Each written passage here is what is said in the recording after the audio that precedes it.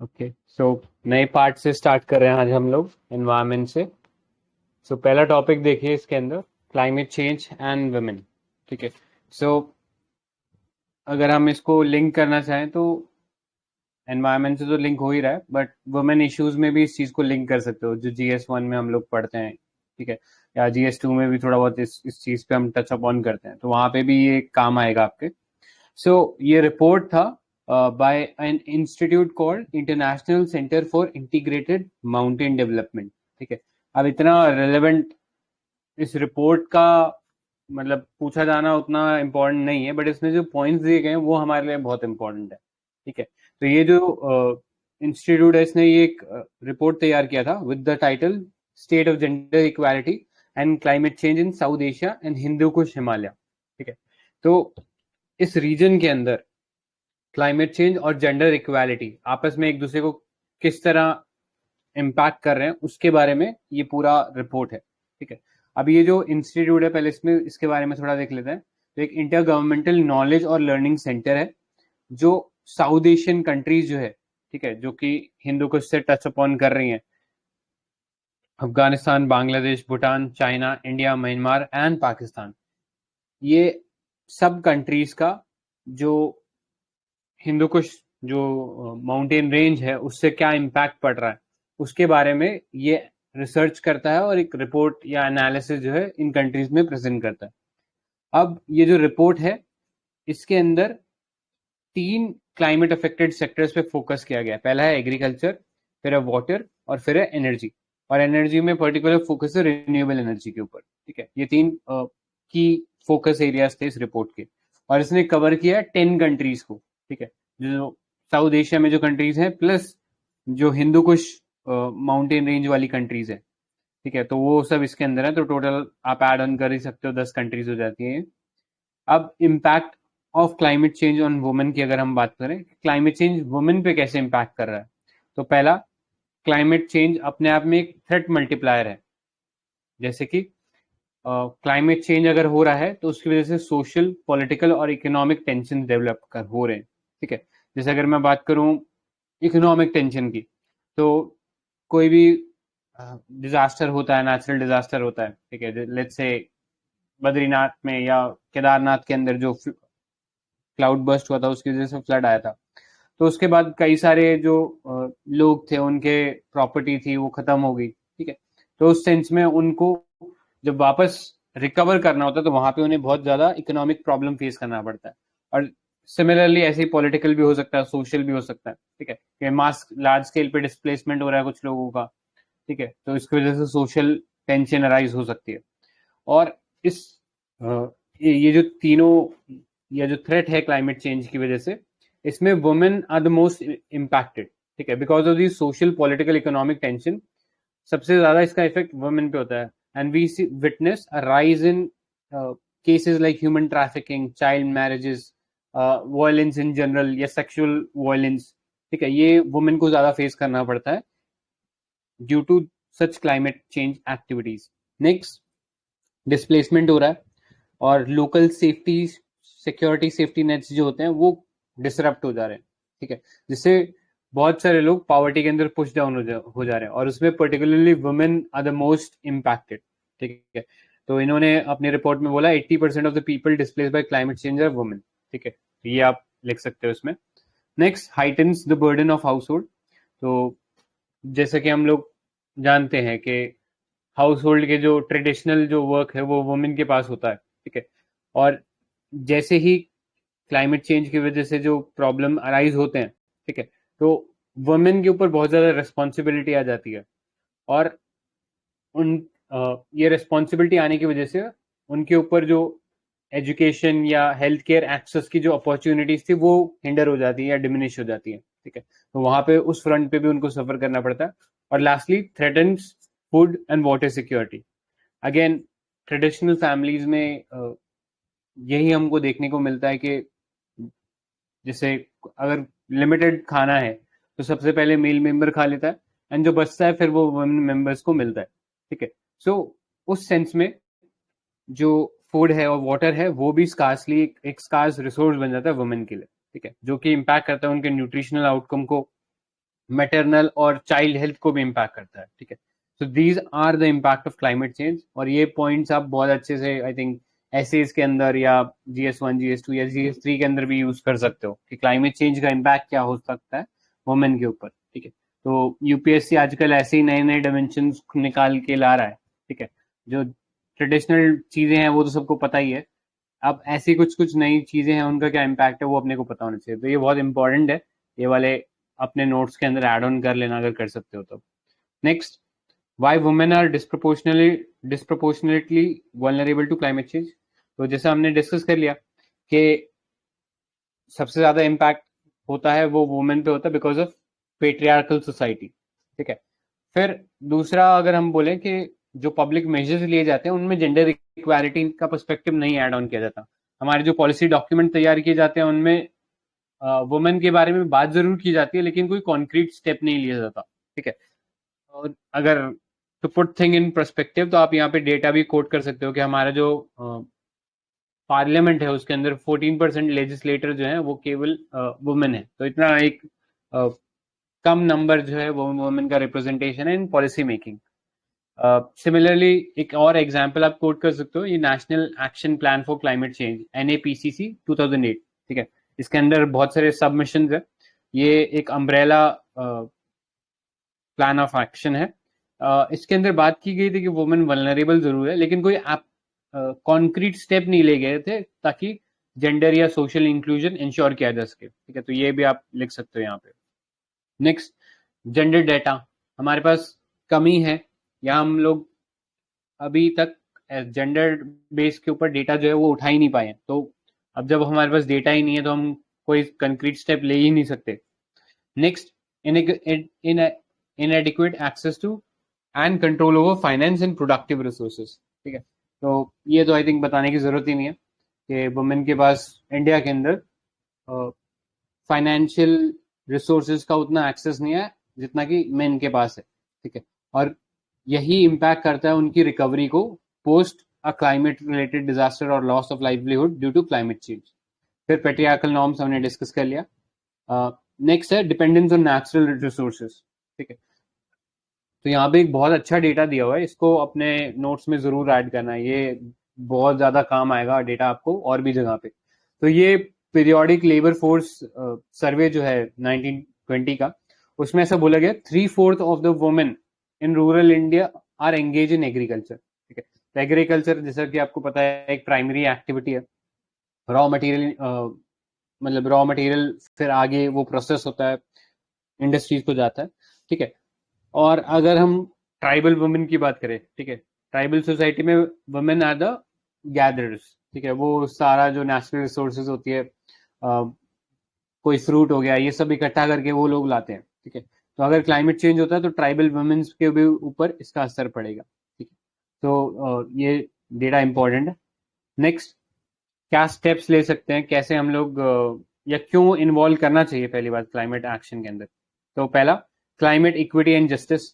तो क्योंकि ये एक कह सकते हैं पूरे वर्ल्ड की या पूरे अर्थ के जो ह्यूमन बींग्स हैं उनके सर्वाइवल का क्वेश्चन है, ठीक है। तो यहाँ पे सब लोगों का पार्टिसिपेशन होना चाहिए डिसीजन मेकिंग में, तो ये क्लाइमेट इक्विटी का कॉन्सेप्ट है।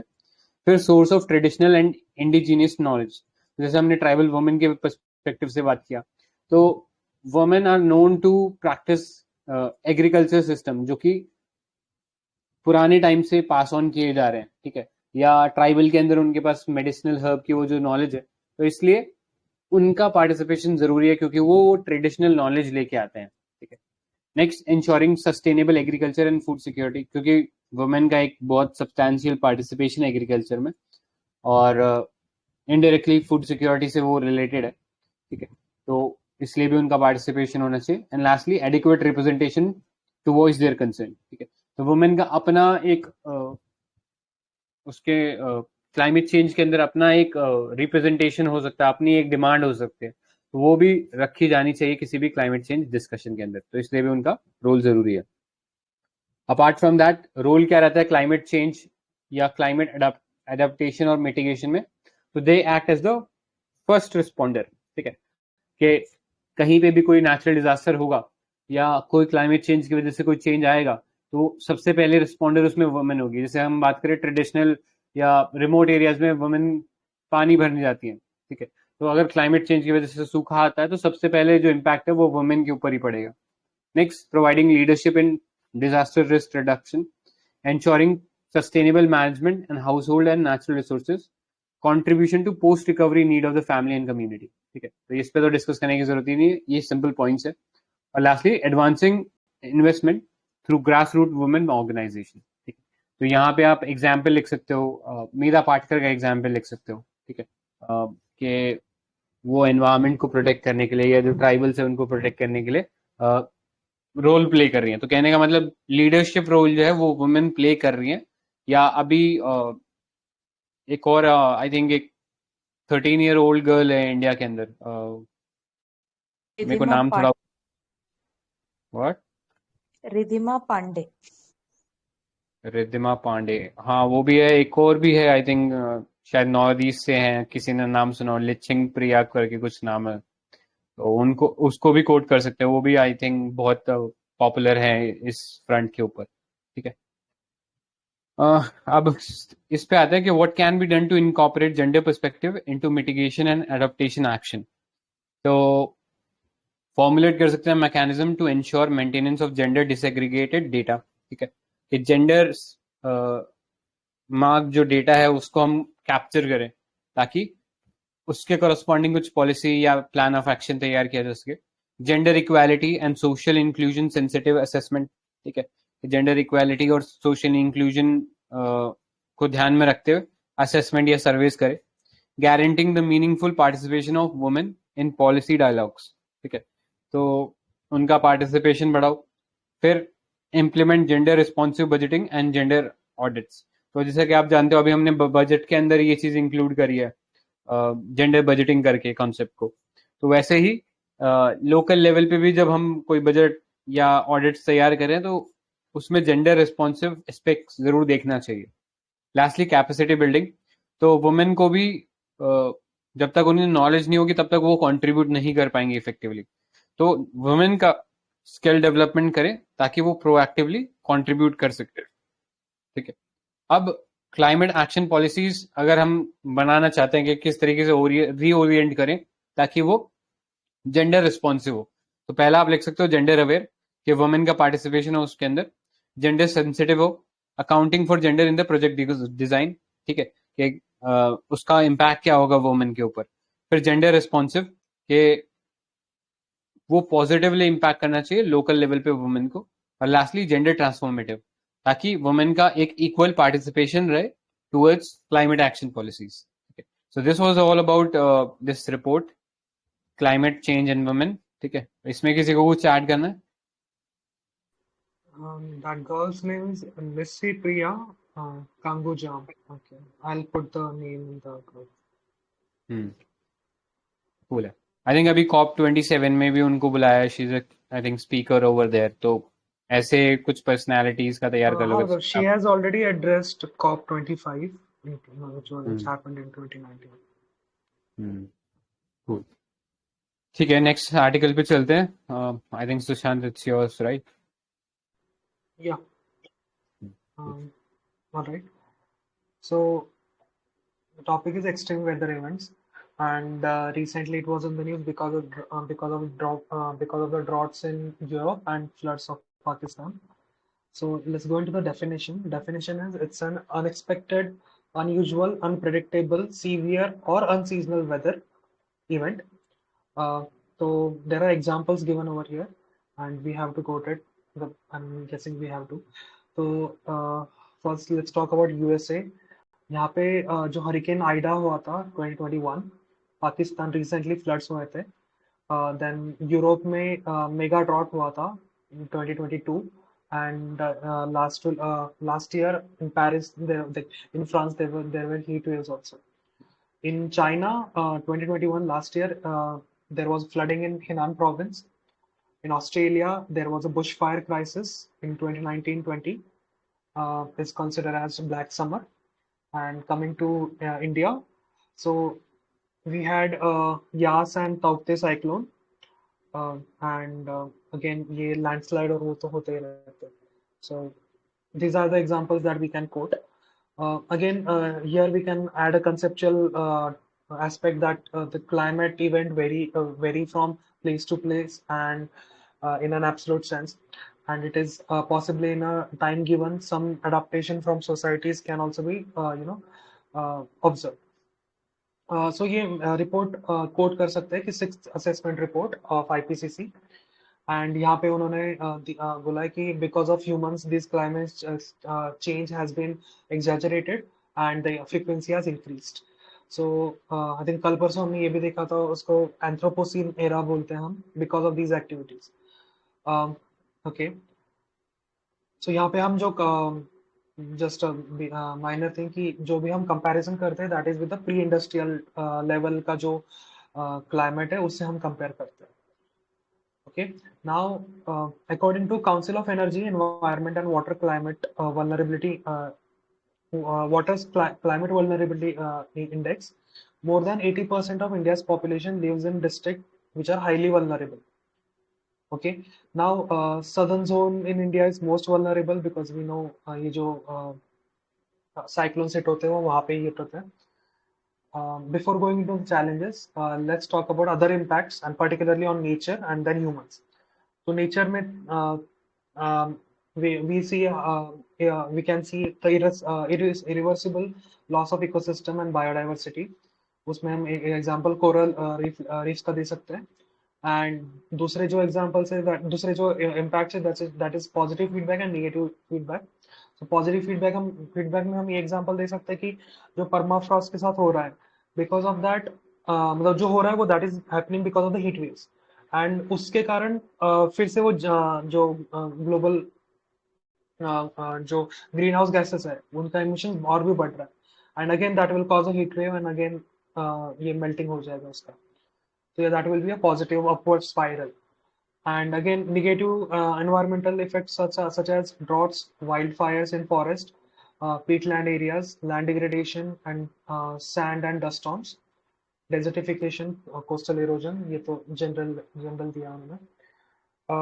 Then impacts on humans. We can say there is a reduced food and water security, जैसे पिछले वाले आर्टिकल में भी बताया था. And उसका example है decline in crop yielding. Then we have protracted, prolonged and repeated displacement. इसका example अच्छा दिया है. That's why I think we should quote. That is Amphan के कारण 2.4 million people displaced हुए थे इंडिया में. Then third important I feel was economic losses. So India suffered 87 billion US dollars losses in 2020 due to extreme weather events. So these are the factors with examples that we can put. Now coming to the challenges of extreme events. First is lack of preparedness. इसमें एक data है कि 1/3 of world's people they do not have, those countries which are least developed countries, they still do not have early warning system. And second is the commitment gap. So we know that even the small incremental increase in global warming, that is 0.5% increase, can cause a significant, statistically significant changes in weather. So we can see current global commitments would lead to a global warming of in the range of 1.8 to 2.4 degree centigrade. ये exactly mention नहीं किया, but I think ये भी वो AR6 report में ही mention किया था. Again, third is uncertainty and complexity of extreme events.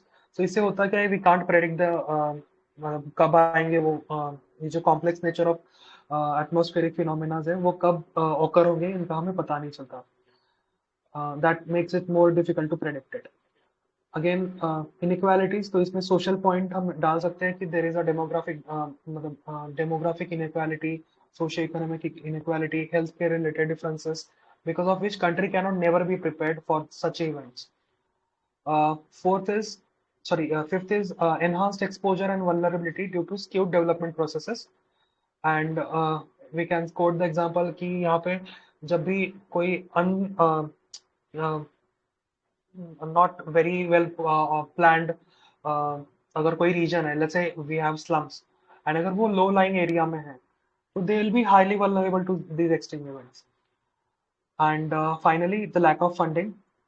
We often seek help from international agencies, but उनसे भी जो भी फंडिंग आता है वो हमारे पास बहुत कम आता है। एंड यहाँ पे एक टर्म है L&D, so we have to have a compensation for loss and damages. The term is again going to be used in what can be done, so that's why I'm using it here. So what can be done? So first, the step that we can take is making L&D a formal agenda of COP27. So उसमें हमें ये करना होगा कि we have to accurately estimate the cost of these in extreme events में जो भी होता है उनको compensate करने के लिए we have to have accurate estimations of cost. Again, second way forward is enhancing climate commitment. So according to IPCC, we have to keep it below 1.5 centigrade. Third is integrating extreme weather risk management and adaptation into all social, economic, and environmental policy domains. Fourth is heat health action plan. So इसमें ये next point भी include होता है that we have to have a early warning and response system. We have to strengthen the risk communication between the decision makers and the local citizens.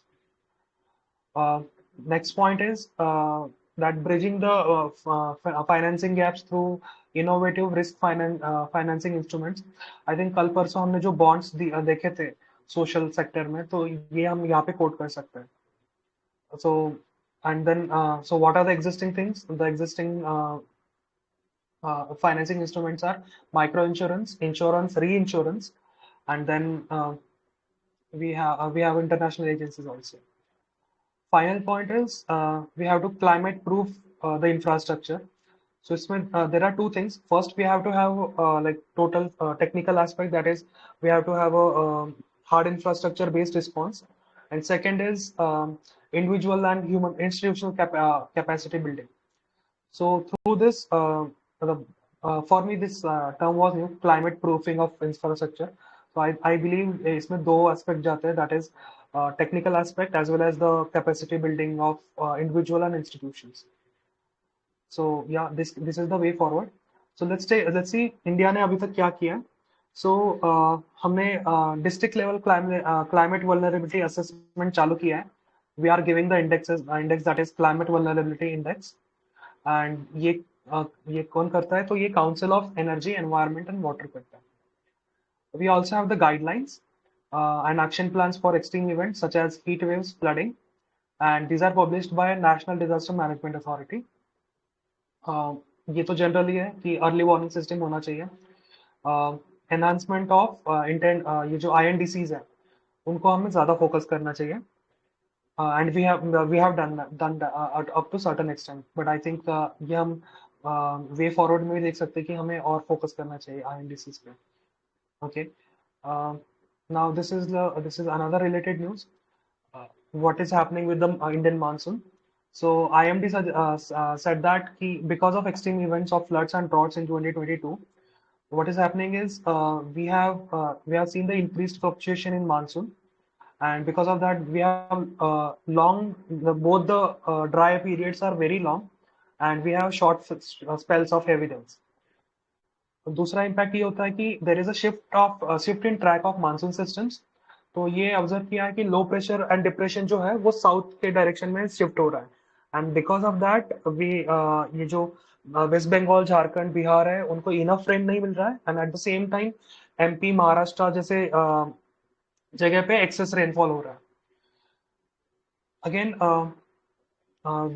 we can quote that IMD says this कि monsoon rainfall has become less frequent in the later half of 20th century, especially in India.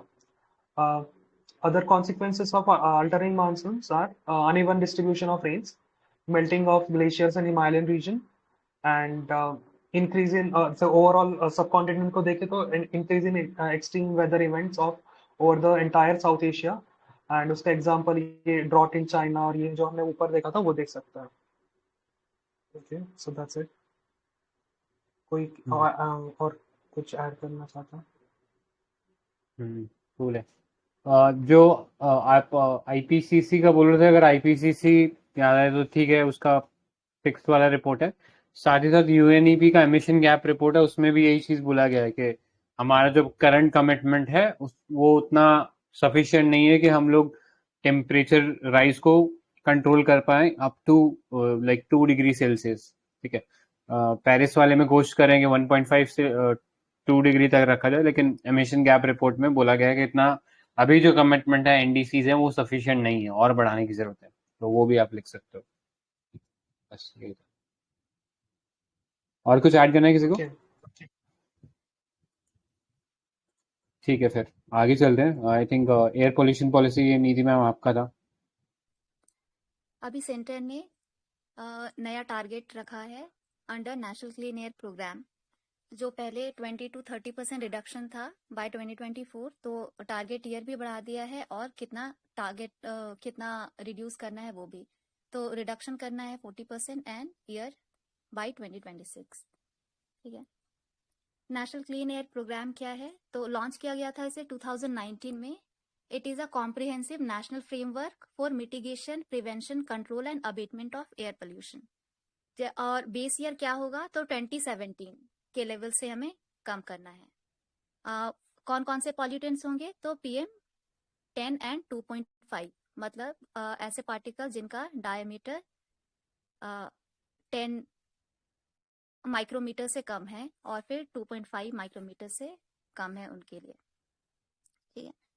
तो इसके under एक city specific action plan बनाने होंगे, और जो air quality को monitor करेगा उनका पूरा नेटवर्क बनाना है, और साथ ही साथ वेहिकुलर और इंडस्ट्रियल एमिशंस है उनके रिडक्शन के लिए मेजर्स अपनाने होंगे, और इसके साथ पब्लिक अवेयरनेस और कैपेसिटी बिल्डिंग इन पे ध्यान देना होगा, ठीक है। जो सिटी स्पेसिफिक प्लान होंगे उनके लिए स्टीयरिंग कमेटी, मॉनिटरिंग कमेटी और इम्प्लीमेंटेशन कमेटी, ये सेंटर स्टेट दोनों लेवल पे बनाए जाएंगे।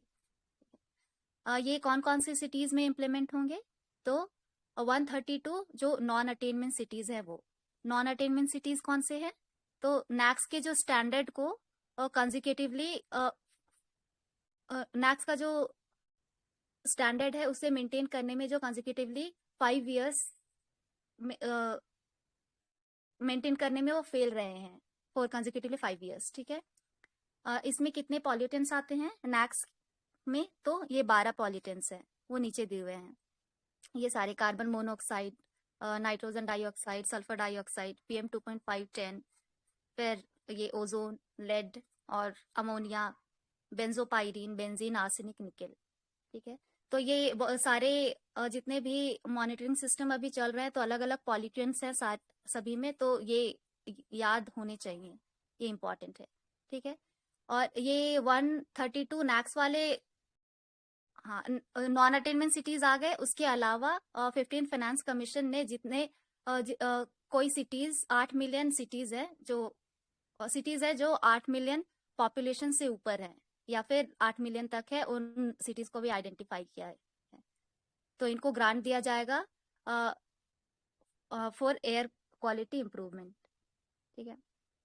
तो ये हो गया नेशनल क्लीन एयर प्रोग्राम। हाँ, इसके हाँ कंट्री में कौन कौन से एयर पोल्यूशन को टैकल करने के लिए मेजर्स चल रहे हैं या एफर्ट्स लिए गए हैं गवर्नमेंट की तरफ से, तो उसको देखते हैं। वेहिकुलर एमिशन के लिए तो हमें पता है कि जो फ्यूल स्टैंडर्ड है वो हमने BS4 से BS6 हमने अभी अडॉप्ट कर लिया 2020 में।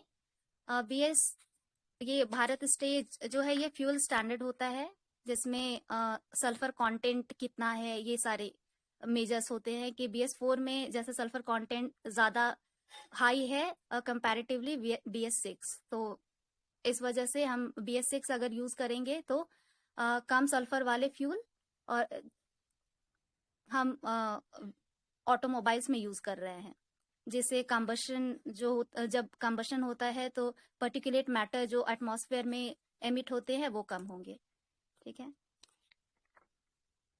और फिर faster adoption and manufacturing of electric vehicles, एक फेम स्कीम चल रही है कंट्री में, ये इलेक्ट्रिक व्हीकल्स के लिए है। इसके साथ ही हमने ACC के लिए PLI scheme, advance chemistry cells के लिए PLI स्कीम चला रहे हैं। फेम किस मिनिस्ट्री के अंडर आता है? Ministry of heavy industries. हाँ, हेवी इंडस्ट्रीज के अंदर आता है। तो इलेक्ट्रिक व्हीकल को एनकरेज करने के लिए गवर्नमेंट ने अभी जीएसटी भी कम किया है, वो अभी 5% के स्लैब में है आई थिंक। और साथ ही साथ और भी प्राइसेस कम करने की सोच रही है ताकि लोग ज्यादा से ज्यादा इलेक्ट्रिक व्हीकल खरीदें। एक अमृत और पोर्टल भी है इसमें। अमृत पोर्टल कॉप 26 में लॉन्च किया गया था। अरे idea was to bust myths जो कि इलेक्ट्रिक व्हीकल के अराउंड डेवलप हो रखे हैं, ताकि इलेक्ट्रिक व्हीकल्स का प्रमोशन हो, उसके लिए अमृत पोर्टल था। ओके, अमृत पोर्टल भी है। फिर है introduction of cleaner and alternate fuel like CNG, LPG, ethanol blending in petrol. तो एलपीजी के लिए हमने देखा है उज्ज्वला स्कीम है अपने पास। एथेनॉल ब्लेंडिंग का भी हमने टारगेट एडवांस कर लिया है, अब 2025 तक हमें 20% पेट्रोल में एथेनॉल ब्लेंड करना है। ठीक है। इंडस्ट्रियल एमिशन, तो इसके रिगार्डिंग जो स्ट्रिंजेंट एमिशन नॉर्म्स है for coal based thermal power plant, तो इंडस्ट्रीज को बोला गया है, जितने भी थर्मल पावर प्लांट्स है उनके लिए बोला गया है कि फ्यूल गैस डिसल्फराइजेशन यूनिट्स होने चाहिए वहां, ताकि जो सल्फर का एमिशन वो रिडक्शन हो सके। ठीक है। Shifting of brick kilns in Delhi NCR to zigzag technology for reduction of pollution etcetera. तो ब्रिक किल्न्स में जो कन्वेंशनल ब्रिक किल्न्स है उसमें ये होता है कि लीनियर फैशन में ब्रिक्स को अरेंज किया जाता है ड्यूरिंग बेकिंग। तो और जिगजैग टेक्नोलॉजी में है कि वो जिगजैग फैशन में अरेंज कर रहे हैं ब्रिक्स को, जिससे एयर फ्लो है उसको ज्यादा टाइम मिलता है, ट्रैवल टाइम, और फिर साथ ही साथ हीट ट्रांसफर में ज्यादा टाइम लेता है, उसकी वजह से ज्यादा कंबशन हो पाता है। ठीक है, कोल का, तो इससे रिड्यूस होता है पोल्यूशन। नेक्स्ट है air pollution due to dust and burning of waste. तो extended producer responsibilities for plastic and e waste management. इसमें हमने देखा है कि ईपीआर इंडस्ट्रीज के लिए है कि जो जेनरेट कर रही हैं वेस्ट, उनकी रिस्पॉन्सिबिलिटी है कि वेस्ट कलेक्शन एंड उनका मैनेजमेंट। साथ ही साथ अगर वो वेस्ट मैनेजमेंट में उन्हें कंट्रीब्यूट करना है कि वेस्ट कलेक्ट करके जहां भी रिसाइकलिंग पॉइंट है वहां तक पहुंचाया जाए। नेक्स्ट है monitoring of ambient air quality. ये है नेशनल एयर मॉनिटरिंग प्रोग्राम है, इसके अंडर मॉनिटर करेंगे जो एयर क्वालिटी है सिटीज में। ठीक है। इसके लिए एयर क्वालिटी इंडेक्स है जिसमें 8 पोल्यूटेंट्स है। मैं अभी बता दे रही हूँ लेकिन ये याद रखना है, अभी शायद बोलने से याद ना भी रहे, लेकिन एक बार मैं बोल देती हूँ। इसमें है ओजोन, PM10 2.5, फिर कार्बन मोनोऑक्साइड, सल्फर डाइऑक्साइड, फिर nitrogen dioxide, ammonia and lead, ये आते हैं एयर क्वालिटी इंडेक्स में। ठीक है। नैम ये के अंदर 12 पोल्यूटेंट्स दिया है ना, इसमें से फर्स्ट 8 का अंडर AQ है, ये लास्ट 4 ऐड करके पूरा 12 हो जाएगा। हाँ, करेक्ट। नैम के अंदर 4 पोल्यूटेंट्स है, सल्फर डाइऑक्साइड, नाइट्रोजन डाइऑक्साइड और सस्पेंडेड पर्टिकुलेट मैटर, और फिर रेस्पिरेबल SPM। ठीक है। और एक मॉनिटरिंग सिस्टम के लिए एक पोर्टल बनाया गया है, PRANA portal for regulation of air pollution in non attainment cities. ठीक है। ये air quality early warning system को इम्प्लीमेंट करेगी for Delhi, Kanpur and Lucknow. Air quality standards, तो ये 12 पैरामीटर्स हमने देख लिए नैक्स के। ठीक है। इसके अलावा मॉनिटरिंग सिस्टम में आता है ग्रैप एंड सफर। तो ग्रैप तो दिल्ली के लिए है, सिर्फ ग्रेड रिस्पॉन्स एक्शन प्लान, ये दिल्ली के लिए है, और इसमें ऐसे नहीं, कोई पॉल्यूटेंट्स नहीं है, लेकिन ये बस एक्शन प्लान है। जो जैसे अभी दिल्ली की हालत बहुत खराब है, स्मॉग या धुंध छाए हुए हैं, तो इसमें क्या एक्शन लिया जाना चाहिए, जैसे सीवियर कैटेगरी में आ गई तो एयर क्वालिटी, तो फिर स्कूल्स की छुट्टी या फिर गाइडलाइंस इशू करना, तो ये एक्शन प्लान है। GRAP के under like it deals with stubble burning also, तो वो इम्पोर्टेंट पॉइंट है GRAP में। हाँ, GRAP के अंडर स्टबल बर्निंग भी आती है, और इनके अंडर मेजर्स लेने हैं नेबरिंग, जो दिल्ली के नेबरिंग स्टेट्स हैं उनको। ठीक है। सफर, नेक्स्ट सफर है, तो ये IITM Indian institute of tropical meteorology, तो इन्होंने डेवलप किया है। This is system of air quality and weather forecast and research. इसके अंडर 10 पॉल्यूटेंट्स हैं, वो 10 पॉल्यूटेंट्स देख लेना। ये कौन सी मिनिस्ट्री की है? Earth science. यस, तो ये अर्थ साइंस की है और ये एयर क्वालिटी को मेजर कर रही है इन मेट्रोपॉलिटन सिटीज, और ये लोकेशन स्पेसिफिक एयर क्वालिटी के बारे में बताती है। साथ ही साथ ये जो वेदर पैरामीटर्स हैं उनको भी मॉनिटर करती है, जैसे ह्यूमिडिटी, टेम्परेचर, विंड स्पीड या फिर रेनफॉल और यूवी रेडिएशन, ये सारी चीजें। ओके, तो अब देखते हैं कि परफॉर्मेंस क्या रहा है NCAP का इसके लॉन्च होने के बाद। तो अचीवमेंट्स में overall improvement in PM10 concentration in 95 cities in the year 2021 as compared to 2017।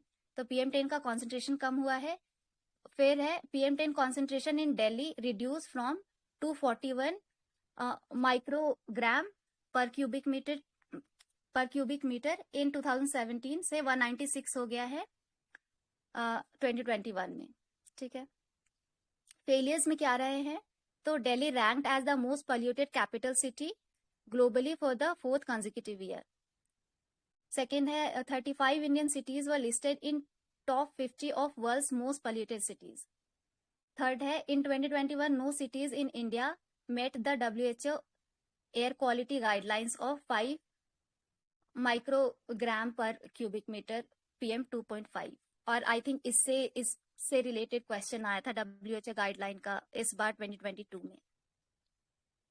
Exact मुझे क्वेश्चन याद नहीं है, लेकिन इसी पे था। श्योर मैम, आया था क्वेश्चन बिल्कुल। हाँ, ठीक है। इसके अलावा लैंडसेट की जो रिपोर्ट है वो कहती है कि इंडिया में जो डेथ होते हैं एयर पोल्यूशन का कंट्रीब्यूशन वो 17.8% है। तो ये काफी सिग्निफिकेंट डेटा है ये। ठीक है। अब चैलेंजेस देखते हैं कि क्या क्या है NCAP के इम्प्लीमेंटेशन में। तो इनएडिक्वेट नंबर ऑफ मॉनिटरिंग सिस्टम, हमारे यहाँ अभी 804 एयर क्वालिटी मॉनिटर स्टेशंस हैं, और जो कि पर मिलियन पीपल के लिए 0.14 मॉनिटर्स। चाइना और या बाकी कंट्रीज में हम देखेंगे तो वही चाइना के केस में 1.24 है, US का 3.4 है और ब्राजील का 1.8 है। चाइना और ब्राजील अपने जैसा डेवलपिंग नेशन में आते हैं, लेकिन उनका वो हमसे ज्यादा अच्छा परफॉर्म कर रहे हैं। ठीक है।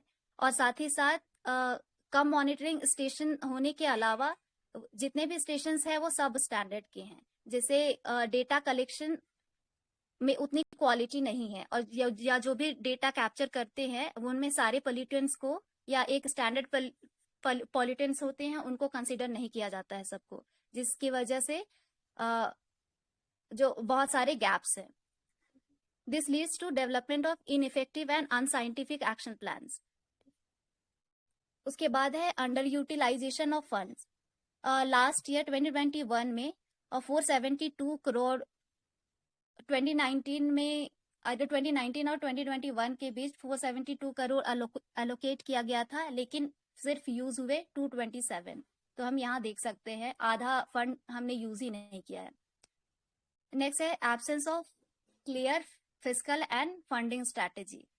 Budgetary allocation remain stagnant and inadequate, specifically for major urban centers like Delhi, जहां problems और भी ज्यादा हैं। Lax teeth, तो ये solely based है on cooperation and participation, voluntary participation। ये इस NCAP की कोई लीगल बैकिंग नहीं है, तो ये भी एक लूप होल की तरह काम करता है। Issues in boundary based approach, तो जैसे हमने देखा है कि एयर पोल्यूशन, जैसे अभी दिल्ली में जो प्रॉब्लम हो रही है वो नेबरिंग कंट्रीज के स्टबल बर्निंग की वजह से होती है, और साथ ही साथ विंड डायरेक्शन या फिर विंड फ्लो के चेंज होने से भी है। तो क्योंकि प्रॉब्लम एक बाउंड्री तक लिमिटेड नहीं है, इसलिए हमें सॉल्यूशन भी ट्रांस बाउंड्री ही बनाने चाहिए। Disbursement of performance linked funds has considered only PM10 data. तो ये हमने देखा कि सिर्फ PM10 डेटा को ही कंसिडर किया जा रहा है, जिसकी वजह से जितने भी प्रोग्राम्स चल रहे हैं वो इनइफेक्टिव है। लैक ऑफ अवेयरनेस, तो लोगों को ये पता ही नहीं है कि क्या इल इफेक्ट हो सकते हैं ऑफ एयर पोल्यूशन। जैसे अभी दिवाली में ही due to burning of fire crackers 2-3 दिनों तक धुंध छाए रहते हैं। तो इन सब चीजों को रोकने के लिए हमें लोगों में बिहेवियरल चेंज लाना पड़ेगा और फिर उसके लिए अवेयरनेस बढ़ानी होगी, जिससे लोग ये फेस्टिवल्स में पटाखे कम जलाएं या फिर ग्रीन क्रैकर्स की तरफ लोग बढ़े, या फिर या क्लीन एनर्जी की तरफ क्लीन एनर्जी अडॉप्ट करें, जैसे उज्ज्वला स्कीम को वो अच्छी तरह से इम्प्लीमेंट हो, या और लोग पब्लिक ट्रांसपोर्ट का ज्यादा से ज्यादा यूज करें।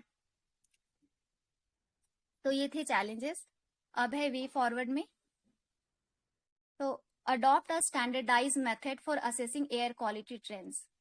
ठीक है, तो ये एक स्टैंडर्ड मेथड हमें यूज करने को कह रहा है। Then strong, coherent and coordinated fiscal response by the government. तीसरा है लीगल मैंडेट होना चाहिए, एनसीएपी या लीगल बैकिंग एनसीएपी को मिले, या फिर किसी भी ऐसे प्रोग्राम को जिसका जो ओवर आर्किंग हो। Catalysing action in private sector to curtail air pollution by designing and financing bold cutting edge innovations and unique technology solutions। तो ये इंडस्ट्रीज को लेने होंगे। और फिर इन्वेस्टिंग थ्रू CSR, तो हमारी जो कॉर्पोरेट सोशल रिस्पॉन्सिबिलिटी है कंपनीज के लिए, तो उसमें एयर पोल्यूशन के लिए भी एक एलोकेटेड वो होना चाहिए। Aligning their own practices and supply chains with clean air agenda. इसके अलावा invest in technologies to monitoring, improve data collection and pollution forecasting technologies. ठीक है, साथ ही साथ मल्टी स्टेक होल्डर को प्रोग्राम्स में इंक्लूड किया जाए, जैसे civil society, private sector, public sector, इन सबको भी। और पब्लिक अवेयरनेस का हमने देख लिया। ठीक है, इसके अलावा है NCAP में एक स्वच्छ वायु सर्वेक्षण करने की सोच रहा है। This is clean air survey by minister of environment. ये अंडर NCAP ही है, जिसमें सिटीज 131 सिटीज को कैटेगरीज में बांटा गया है, और इनका एनुअल सेल्फ असेसमेंट इनको करना है थ्रू प्राना ऑनलाइन पोर्टल। और फिर जितने भी एक्टिविटीज या मेजर्स लिए जा रहे हैं, जैसे solid waste management, road dust management, या फिर डिमोलिशन ऑफ वेस्ट और वेहिकुलर एमिशन, इंडस्ट्रियल पॉल्यूशन, इन सब में मेजर्स लेने हैं इनको। और इनका self assessment plus third party assessment होगा, और जो फर्स्ट 3 बेस्ट परफॉर्मिंग सिटीज होंगे उनको कैश अवार्ड दिए जाएंगे। ठीक है, लास्टली कंक्लूजन में कि जितनी भी पॉलिसीज चल रही हैं, तो इन पॉलिसीज को we have to turn these policies into effective actions। मुझे कुछ ऐड करना है। एक तो जहाँ पर we spoke about extended producer responsibility, वहां पर we can also talk about polluter pay principle and government initiatives में, specially to tackle the smog in Delhi. एक state of the art technology उन्होंने बनाया है which is called smog tower, and anti smog guns भी use किए गए हैं to tackle the smog and its ill effects.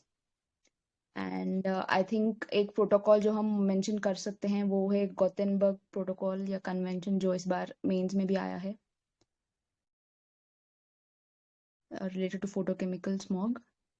बस इतना ही। ये वाला देख लेना, गोटेनबर्ग वाला इम्पोर्टेंट है, पूछा है इस बार मेंस में। ठीक है, so this was all about ये नेशनल क्लीन एयर प्रोग्राम। ठीक है, आगे चलते हैं। Next topic is with regards to cheetah reintroduction. तो आई थिंक विक्टर आपका ही है ना ये? So cheetah reintroduction was in news. We all very well know that PMG के birthday के दिन लाया गया था. So it was in news because almost around 8 African cheetahs were brought from Namibia to India in Kuno National Park, which is situated in Madhya Pradesh. तो ये लाया गया था प्रोजेक्ट चीता के अंडर. ये नमीबिया में एक प्लेस है Virunga national park which is located near a volcanic site. तो it's not that important but सिर्फ नाम याद रख लेना, Virunga national park. From Virunga national park to Kuno national park. So before going into the actual project, let's see some details about this Kuno National Park. So generally UPSC has a habit of asking rivers passing through certain national parks या wildlife sanctuaries. तो नाम में ही है, Kuno is the national park and also the river's name. यहाँ पर we find northern tropical dry deciduous forests. Trees like करदाई, सलाई, खेर वगैरह होते हैं. तो देर आर फ्यू कार्निवोर्स जैसे लेपर्ड, स्लॉथ बेयर, हाइना, ये सब एनिमल्स भी हमें वहां पर मिलेंगे. Apart from that few species like sambar, nilgai, wild pig, chinkara, these are all actually the prey of cheetah and all the other wild animals. तो Kuno national park के south eastern side में हमें Panna tiger reserve मिलेगा and north western boundary पे हमें Ranthambore national park and Kaila Devi wildlife sanctuary जिसमें से river Chambal गुजरती है. तो what was the reason behind choosing Kuno national park for cheetah reintroduction?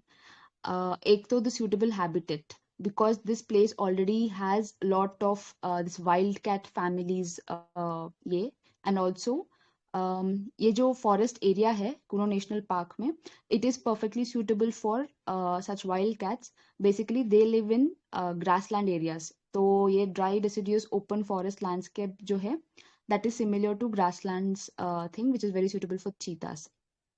And also we have already seen कि यहाँ पर सांबार, नीलगाय, चिंकारा जैसे एनिमल्स हैं which will be the food for cheetahs and other species. तो यहाँ पर ह्यूमन सेटलमेंट्स एक्चुअली थे, but big game country भी बोल सकते हैं ग्रासलैंड्स को. And we are bringing this cheetahs also from a big game reserve only from Africa. तो यहाँ पर ह्यूमन सेटलमेंट्स एक्चुअली अभी नहीं है, but for this specific project they have relocated many tribes from Madhya Pradesh to other places. That would be a challenge. And जैसे मैंने पहले भी कहा है, यहाँ पर टाइगर, लायन, लेपर्ड, चीता बाकी सब भी एग्जिस्ट करती हैं. तो these 5 reasons are the base for selecting this particular national park. तो हम before going into the project चीता, लेट्स सी, मतलब एक एवोल्यूशन ट्रेस कर लेते हैं व्हाई एक्चुअली चीतास वर एक्सटिंक्ट. तो 1947 में लास्ट चीता को मार दिया गया था. देन उसके बाद it was declared extinct in 1952. Then for several years there was plan to reintroduce cheetah by translocating. हमने पहले ईरान से मंगवाने की कोशिश की थी, but they actually rejected that. So now in September we got it from Namibia. So this particular thing, right, Iran Asiatic cheetah, उनके पास भी बहुत कम नंबर पे हैं, इसीलिए they have not agreed to this project. So let us talk about this project cheetah. This is the world's first intercontinental large wild carnivore translocation project. So this is called Project Cheetah, but it is also sponsored by this Project Tiger of India. This is very important. And इसका main name यही है कि हम African cheetahs को India में introduce करें, because they have been declared extinct.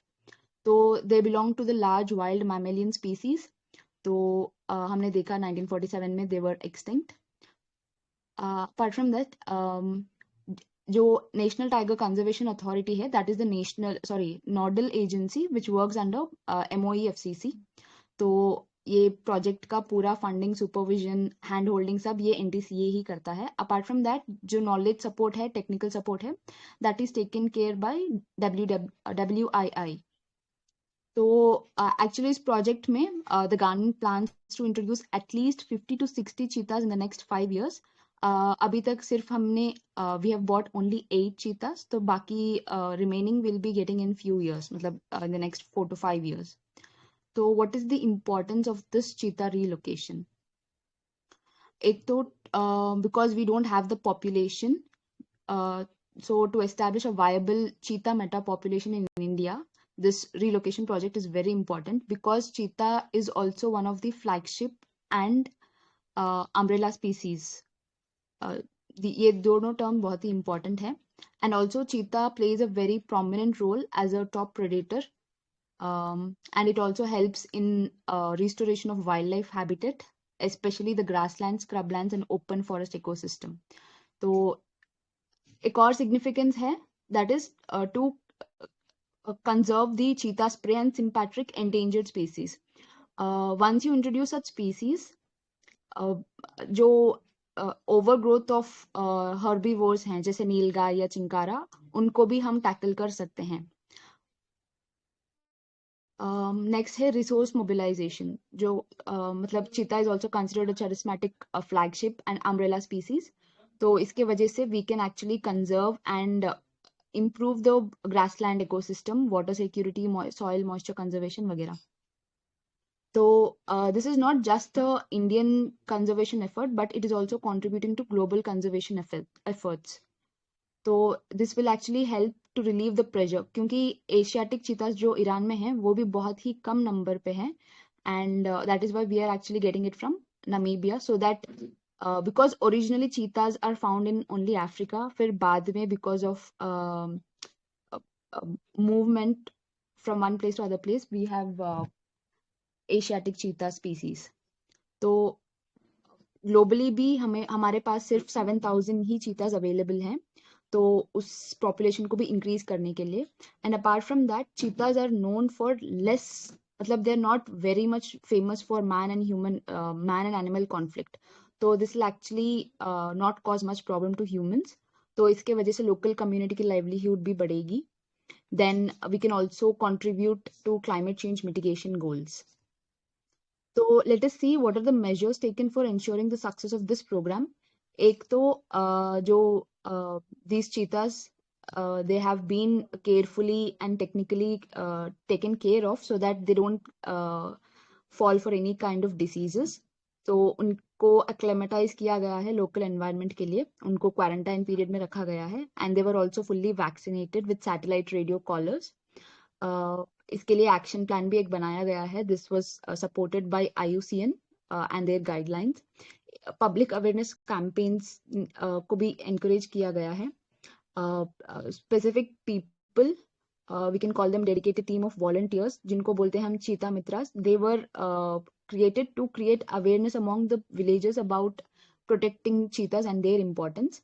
तो local mascot एक है जिसको बुलाते हैं चिंतू चीता, to sensitize the locals about the importance of cheetahs. एक चीता टास्क फोर्स है. देन ये जो टास्क फोर्स है, it will function, मतलब it will take care of the reviewing, progressing, monitoring of the health status of cheetahs, how they are performing, are they good or having any kind of diseases, और क्या क्या कर सकते हैं उनके production के लिए, मतलब proliferation of their species, etc. So we have seen the significance. Let us also see some concerns regarding this relocation. एक तो मतलब we do have this idea कि कंजर्व करना है, but the way we are putting it is actually very exaggerated. We do not know how much it will be effectively implemented.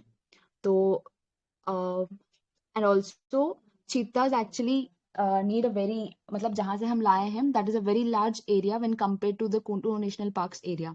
So this is very small for them. तो this could limit there movement. And apart from that जो कुनो national park है वहां पर हमने देखा है कि बाकी भी वाइल्ड लाइफ स्पीसीज हैं, तो because of that they might not get enough food और prey that they need. And human animal conflict उतना नहीं है, but they might face some human threats because of the demand for cheetah skin and their nails वगैरह. So that is one thing. ये coexistence of large predators हमने पहले भी देखा है. And also these African cheetahs are not very much acclimatized to our Indian conditions. We are not tropical country, but we are a subtropical country, whereas the place where they have been brought from is a tropical country. तो adaptation में उनको difficulties होंगी. And जैसे हम लोगों को when we move from one place to another place we experience slight changes in our health, they might also experience such risk for diseases. And जैसे हमने पहले भी देखा है, इस रिलोकेशन प्रोजेक्ट के वजह से बहुत सारे लोकल कम्युनिटीज जैसे ट्राइब्स या इंडिजिनस ग्रुप्स हैं, उनका डिस्प्लेसमेंट हुआ है बिकॉज ऑफ दिस। एंड जो अथॉरिटीज हैं, they do not have much experience. This is not a project which we have been experiencing या हमने पहले भी किया हुआ है। This is the first project, तो we are not having very much of experience in this. So, why did we get these cheetahs, especially from Africa? We got this especially from Africa because Africa का जो gene diversity है, it is one of the oldest gene diversity. ये gene, this is present in almost all kind of cheetahs available right now. तो ये ancestral cheetahs हम बोल सकते हैं इनको। तो this is one thing, and Namibia is one such place where we find the highest population of cheetahs. These are two specific reasons which we have which is why we have selected cheetahs from Africa. तो हम कुछ characteristics देख लेते हैं African cheetah की। World's fastest land animal है, diurnal है। Diurnal in the sense they Hunt during the day and they don't roar like other चीतास, sorry other big cats like Lions, tigers वगैरह। एंड उनका gestation period है 93 days. ये जो चीतास के group हैं उनमें फीमेल्स होती हैं, मतलब उनके बच्चे होते हैं। Male coalitions which stay with the females and solitary males, मतलब सिंगल मेल्स होते हैं। एंड जो फीमेल्स हैं they lead a nomadic life, मतलब they keep moving from one place to another place in search of food and also to take care of their cubs. So let us also see the difference between African and Asiatic cheetahs because पहले भी एक बार UPSC में Asian and African elephants के बारे में पूछा हुआ है। तो IUCN स्टेटस अफ्रीकन चीता का वल्नरेबल है, एशियाटिक का क्रिटिकली एंडेंजर्ड है। Both are present in the appendix 1 of CITES. नाम से ही पता चल रहा है from which place they are. African cheetahs are slightly bigger than Asiatic cheetahs, and also their food, African cheetahs food intake is quite higher higher and diverse when compared to Asiatic cheetahs. तो क्या way forward हो सकता है ये चीता relocation project के? एक तो we need to follow a thorough disease screening process and protocols so as to protect them. मतलब जितना भी हमने खर्चा किया है इस प्रोजेक्ट के लिए, it should not go into waste. तो इसके लिए you need to have a very good screening process and protocols and also create awareness and counselling among local communities कि उनको अटैक नहीं करना है या फिर उनको मारना नहीं है ऐसे। Then also regular in-house training for forest officials, veterinary teams, so that they get habituated to how these cheetahs are reacting. And also we have collaborated with the African nation also so as to take care of their health. एक और है conflict management. So ये conflict management के लिए you can actually employ local people. तो this is basically you are also providing them employment opportunities. उनके लिए हम कॉम्पनसेशन स्कीम्स भी देंगे if by chance these cheetahs attack their livestock. And also cheetahs के reintroduction के वजह से रिस्टोरेशन ऑफ पेरिफेरल इकोसिस्टम्स हो सकता है, क्योंकि चीतास keep expanding their corridor and they keep moving from one forest area to another forest area. And also apart from monitoring the health of the cheetahs, it is also important to monitor and review the other aspects of this project, like unke population kitna hai, how are they resistant to the disease, and also other anthropogenic disturbances. So this is basically about the whole cheetah reintroduction plan. Anything to be added? हम इसमें बात करें कि ना we trying to create a place जहाँ पे चारों big cat जो है वो एक साथ रहती है, ठीक है। लायन, लेपर्ड, टाइगर और चीता, ठीक है। अब आने के बाद तो इसमें थोड़ा सा ये डिफरेंस पता होना चाहिए। जो 3 बिग कैट्स हैं, लायन, टाइगर और लेपर्ड है, ठीक है। तो ये एक ग्रुप है, डिफरेंट ग्रुप है, ठीक है। डिफरेंट स्पीशीज जैसे हम बोलते हैं ना, आप साइंटिफिक नेम लिखते हो तो ये पैंथेरा फैमिली से बिलोंग करते हैं। और वहीं चीता जो है ये बिलोंग करता है एस्टिनॉक्स फैमिली से, ठीक है। तो थोड़ा सा डिफरेंस है, इसको थोड़ा दिमाग में रखना, बिकॉज कई बार ऐसा पूछ सकता है कि चारों बिग कैट है वो एक ही फैमिली से बिलोंग करते हैं, तो ऐसा नहीं है। वो 3 एक फैमिली में है और चीता डिफरेंट फैमिली में है, इसीलिए चीता में थोड़े डिफरेंसेस आपको देखने को मिल जाते हैं, लाइक वो रोर नहीं करता, ठीक है। सो यही था ऐड ऑन करने के लिए। किसी को और ऐड ऑन करना है क्या?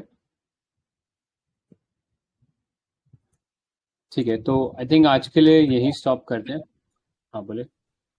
ये नमीबिया वाला एरिया वो ट्रॉपिकल में नहीं आएगा ना शायद, ये सब ट्रॉपिकल।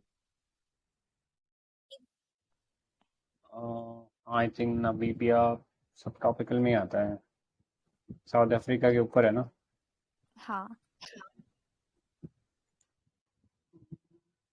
ओके ठीक है, तो बस यही कि वो ट्रॉपिकल में नहीं है, सब ट्रॉपिकल में आएगा, ठीक है। ठीक है, cool। और कुछ किसी को ऐड करना है? ठीक है, तो फिर आज के लिए सेशन को यहीं स्टॉप करते हैं। काफ़ी फ्रूटफुल सेशन